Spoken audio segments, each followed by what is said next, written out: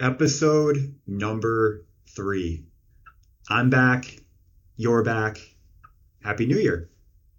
If this is your first time checking out the show, welcome. My name is Stephen Lutman, and this is the Expected Returns podcast. I'm a real estate agent and investor in the capital region of New York. Topics on the show tend to center around housing, financial markets, and current events. Today should be a lot of fun because last time we talked, I asked for everyone to submit their questions, and you guys came through in a huge way. The audience from episode 1 to episode 2 grew exponentially, which is awesome. So thank you to everyone who keeps coming back, supporting the new project. There is nothing new to plug this week, so we're going to go ahead and dive headfirst into a few news items. What a movement in rates so far this year. Holy moly. Last episode, we said be prepared for borrowing costs to increase. Well, that's exactly what happened. The 10-year Treasury, which at that time was hovering right around 1.5%, went absolutely bonkers up to 1.8. So that's a 30 basis point move in about a week. That's not normal for United States long-term treasury yields to have that kind of movement in such a short time frame. Being that they're highly correlated, mortgage rates also moved accordingly. The national average went from 3.29 on 30-year debt all the way up to 3.4. That's going to be the equivalent of about $20 per month on a 30-year term, $200,000 home loan. Now, yes, it is unlikely that you would run out the full 30-year term, right? Most people either sell a home during that time or possibly refinance once or twice. But even if you make it halfway through, we're still talking about thousands of dollars in additional interest paid. So it's not inconsequential by any stretch. Next, I want to talk about New York State. This past weekend, online sports betting went live for the very first time. 2 years ago, it became legal for casinos to accept bets on premises, but that would require you physically walking into a casino to place a sports bet. But now you can do it right from your phone, easy breezy. According to the folks over at the Action Network, New York has collected $3.7 million in tax revenue from sports gambling since July 2019. But industry experts are predicting that amount will be eclipsed within the first 48 hours of online sports bets being able to be placed, which is just bananas. Now, say what you will about the morality of casinos and gambling and the demographics that they tend to target, but when you hear stats like 20% of New Jersey sports bets are believed to have been placed by New Yorkers crossing over state lines, I think we can agree that it's better for tax revenue to stay in state versus traveling to the coffers of our friends to the south. Also locally, the state of the state was delivered last week by Governor Hochul, during which she outlined aspirations tied to affordable housing. I'm launching a new 5-year housing plan to create and preserve 100,000 affordable homes, including 10,000 units with supportive services for high-risk populations like runaway youth and formerly incarcerated individuals. And we can no longer ignore the plight of NYCHA residents living in sometimes deplorable conditions. The Lieutenant Governor and I will work with the City of New York and this legislature on concrete action this section. So we'll also fix outdated land use laws that hold back our housing supply. We'll encourage transit-oriented development, and the conversion of hotels and offices into housing is part of our overall housing strategy. Now, accomplishing everything I've proposed thus far hinges on one thing: a government people trust. Additionally, she mentioned wanting all housing new construction to generate zero on-site greenhouse gas emissions by the year 2027. Her blueprint also calls for 2 million electrified homes to be built within the decade. A recent statewide environmental report found that buildings were the single biggest sector contributing to greenhouse gas emissions. If implemented, this would mean no gas or oil burners for heat or hot water, and no gas stoves for cooking. On the real estate front, the statewide moratorium on evictions is set to expire Saturday, and at this point is not expected to be renewed again. This was originally instituted in March 2020. The governor has appealed to the federal government for additional aid so that the emergency rental assistance program can be reopened for tenants that are in need. Most municipalities have exhausted all funds originally allocated for the purpose. If you are someone experiencing a financial hardship that is COVID related, a simple Google search for ERAP will lead you to the state agency page with relevant application information. Again, funds may or may not be reallocated for this, so definitely keep checking back and stay tuned if you are someone, again, that's struggling due to a COVID-related need. Locally, the median home sale price was $265,000 for the month of November, a 10.4% increase over the same period last year. The average days on market, which is how long a property is listed for sale prior to accepting an offer, was down 37% to 31 days. Inventory, as we've talked about in previous episodes, remained low and is only getting worse. 23% less listings were on the market compared to November 2020. All data obtained from the Greater Capital Association of Realtors. Next up, your questions, but first a quick word from today's show sponsor. And I know what some of you are thinking. Steve, this is going to be another ad for your company. Well, as a matter of fact, yes, it is. S.J. Lincoln Realty, headquartered right in the village of Ballston Spa, helping home buyers and sellers throughout the capital region. I've been a real estate investor for the better part of a decade and operate the office here as the broker. Best way to set up an appointment is sjlincoln.com/book a call or email steven@sjlincoln.com. Whether you're ready to sell tomorrow or are just starting to kick the tires on a new purchase, let's connect and we'll have a conversation together. Steven@sjlincoln.com or sjlincoln.com/book a call. And now back to the show. I'm pretty excited about the next portion of the show. You guys came through with some really great questions and some creative content ideas, so let's get to it. Steve, is it important to stay informed on the world? And if so, what news sources do you find to be most useful? I'll admit I sometimes struggle with the former portion of this question. Take, for example, any large-scale natural disaster. Hundreds of people die, thousands are left homeless. By any measure, this is a bummer, right? This is sad to learn about. And there's not really anything you or me could have done in advance. And after the fact, there's not really a ton we can do either. So what's the benefit of staying informed on this? That's tough. On a macro level, however, as people, we do make better decisions the more information we have. So while it might not always be pleasant, yes, keeping up with current affairs is generally going to be a good thing. As to sources, I'll say this, holding those in power, whether that's CEOs or politicians, holding those in power accountable through well-funded journalism is incredibly, incredibly important. I would encourage everyone to subscribe to either the Washington Post, Wall Street Journal, New York Times. My opinion, right, this is just my opinion, but is that the Wall Street Journal does the best job explaining what's happening without necessarily telling you how you should feel about it, right? So Bill woke up in the morning and went outside versus Bill woke up in the morning, went outside, and because he wore green pants, he's a bad guy, right? Those are two separate, right, things. Regionally, I found the Albany Business Review to be a great resource for economic news, politics, events impacting the area. If you're looking for audio options, it won't be everyone's cup of tea, but the All In podcast with Chamath Palihapitiya is always good. Something more real estate specific, anything that Bigger Pockets puts out is going to be good. They're kind of the gold standard when it comes to that topic. So hope that helps. Next question. Steve, if I have extra money at the end of the month, should I be using it to pay down my mortgage faster? My take on this is going to be very much outside of traditional wisdom. Full disclosure, I am by no means a financial advisor, just a state school MBA grad. But for me, doing additional principal payments on your mortgage is similar to going to the gym, but you only walk around the track for a little bit. Maybe you occasionally pick up a weight, put it right back down. Yeah, it's a lot better than doing nothing.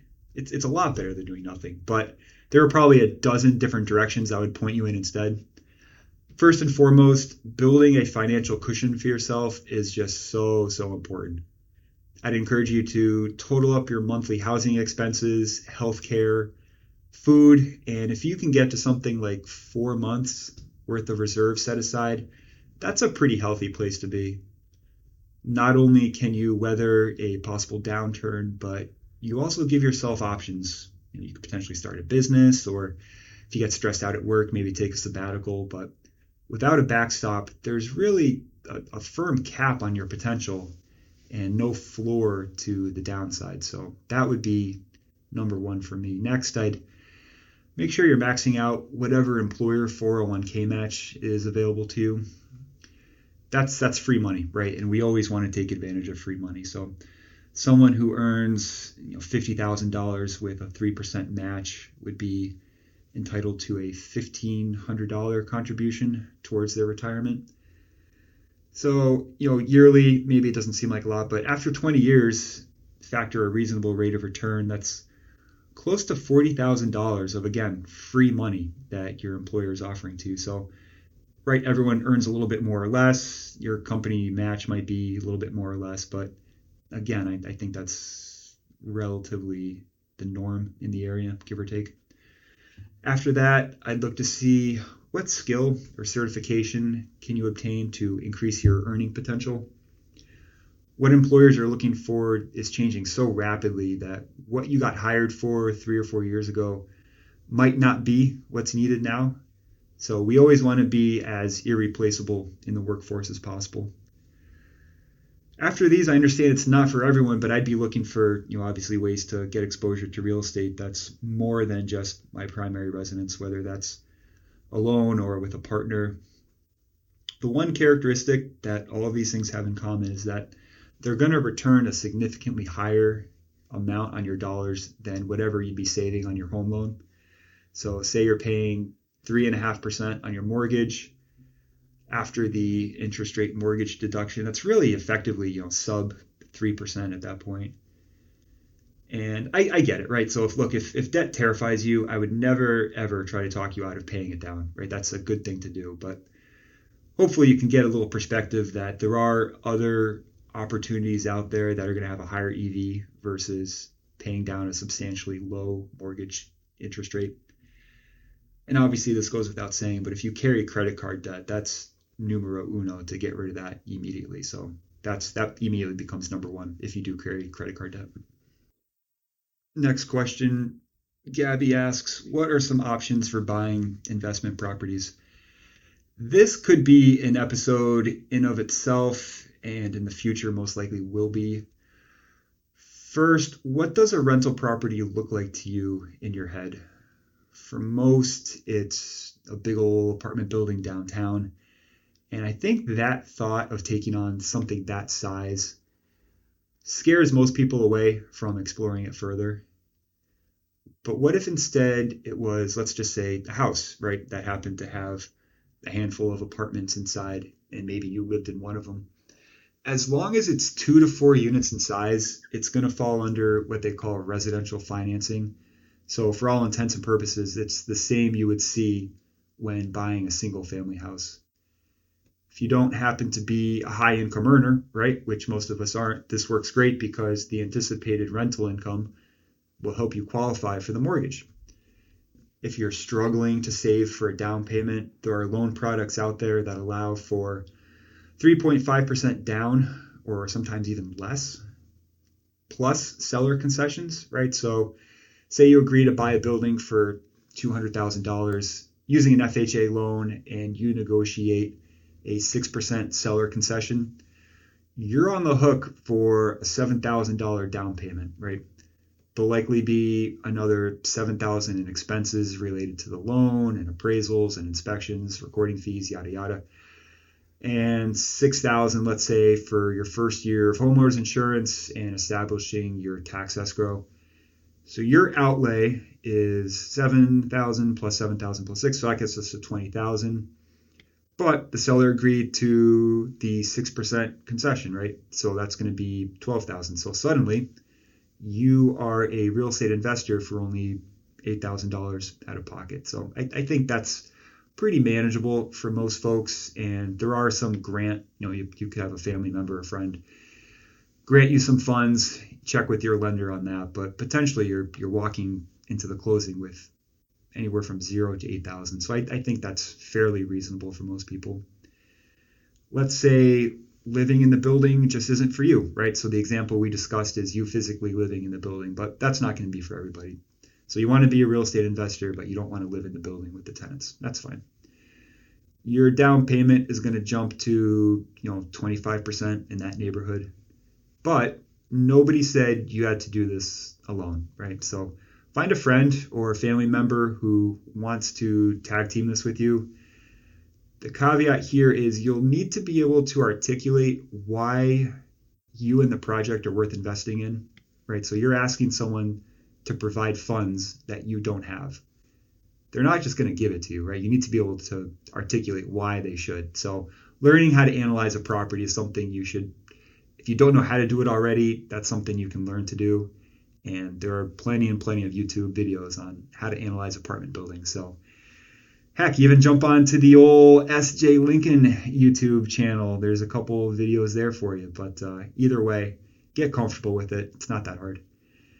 And I guess the next one would be, if nobody wants to partner with you, well, could you be on the boots on the ground for an experienced investor? Send flyers, knock on doors, look for owners who may need a quick sale, and then bring that opportunity to someone more seasoned than yourself, and just say, hey, this is investor. Just talked to Mr. Smith over on Main Street. He needs to relocate ASAP. If I can negotiate an awesome deal, would you buy it and give me part of the equity, right? And the answer most likely would be yes. If you bring value to someone, they'll want to bring you along for the ride. So the options are, you are either going to live in the property, convince a partner to come along with you, or network and help create opportunities for other people, right? And if you aren't willing to do any of those things, I would say you probably don't actually want to be a real estate investor.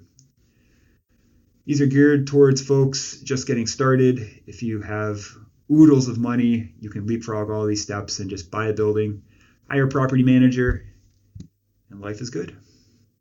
Next question comes from Chris. Chris wants a discussion on the 2 and 10-year yield spread and advice on how to play it. Thankfully, he also asked for common things prospective owners overlook when buying a home, so we'll go with this one. Days on market is always something I'm looking at. Recent sales data is always going to be the number one indicator of a property's value, but the seller is going to be much more open to an offer, let's say less than full asking price at day 60 than they're going to be at day 6. So days on market is number one for me. Has a home previously been under contract but failed to close is also something I want to know. Not all failed purchase transactions are created equal. So if a buyer's finances fell through, that's a lot different than an appraiser flagged a foundation issue and the bank refused to lend, right? So owners accept offers, purchasers do their due diligence, and ideally that leads to a closing.